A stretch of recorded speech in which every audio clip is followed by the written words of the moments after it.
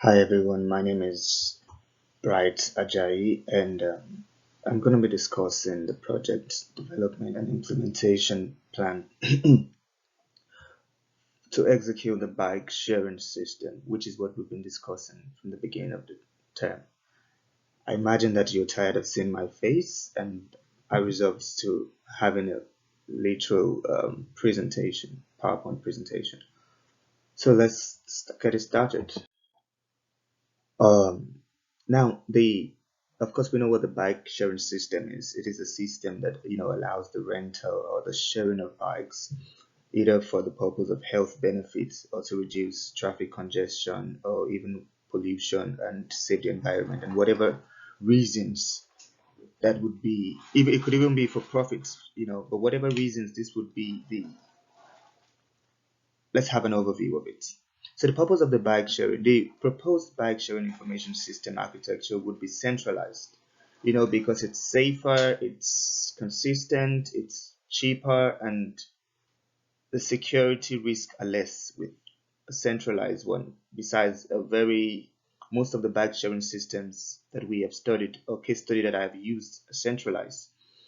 The system would incorporate, of course, software, hardware, and telecommunication networks and aimed at database management that would include billing, renting, doc administration, uh, and everything we can think of.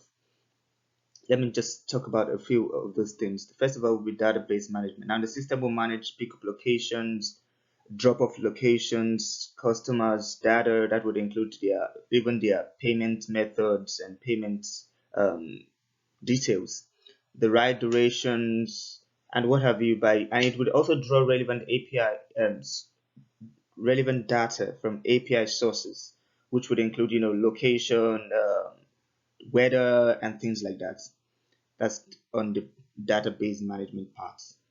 On the bike renting part, we would have applications that will interface bikes availability, will show what bikes are available so that and at what dock stations they are available so that customers are satisfied and do not just go off into a place or go off to the dock station and find out that it's empty or it's closed. So they will be able to monitor how things are on the and they can even make payment from that application. Next is billing. Of course, we're going to have a billing system, which I'll talk about in our next slide. We're also going to have a point of sales means of payment in case they do not have to use the applications. They do not want to. They prefer to swipe their card while picking up the bags from the dock. That's going to be made available too, and some other e-transactions. Now, for the system organization, we understand that we're going to have two major system software, and that's going to be the system software and the application software. Now, for the system software, I propose a Microsoft OS because it is easy to integrate and it's easy to work with, irrespective of your computer literacy or competency. Microsoft is much more basic, and the OS is great. Um, for the software, we have to develop two majorly. I mean, first of all, would be the mobile application, which I've explained earlier, would interface everything, would show where, the distance, location, the weather, the cost of having to use the bike, just an application that would help you manage or help our customers easily manage their trip and what have you, and also help the administrative body manage everything. And secondly, which is very important, you may say it's not a system, a software, but it's a website. It's not an application software, rather. It's the website. We're going to have a website that's, as I have said, that will do the same thing the application will do, and so much more. Would have information about the motive, the missions, and the vision, and what have you. So we're going to develop a website that users can actually, go to and book a ride, learn where to book a ride, and what have book a bike or pick up a bike. I'm sorry, I'm used to Uber. And we're going to adapt a lot of data, a lot of software, which I don't think I will go through everything. But for convenience sake, we're going to have Microsoft Suite, which is very important within the company. We're going to have an enterprise resource planning, It could software, it could be Microsoft Dynamic, it could be Oracle. Just some of these things that are important for every business and every system. For the HR or payment part, we can use Paycor. Paycor would manage the staff's data, manage their when they come in and when they go out, and how much they're paid and things like that. And a lot of these things. And of course, the hardware component would not be the difficult part. We're going to use definitely we're going to use computers. We're going to use servers, networking cables, devices, which would include mobile phones or perhaps tablets, and a lot of this hardware will come to all integrate into play to make this system a reality. Up next will be the security. Now, security is a very important aspect of such a thing, and the first thing to do would be a risk assessment. At the risk assessment stage, we are analyzing and identifying as well as communicating the risk that the company or the business is most vulnerable to. Yeah.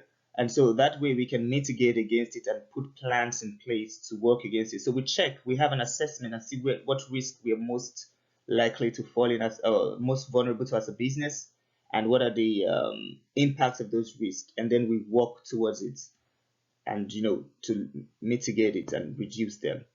But also we're going to have digital tools that include firewalls, anti-spyware software, antivirus, and what have you to protect the sanctity or the entity which we call this business, and make it less penetratable.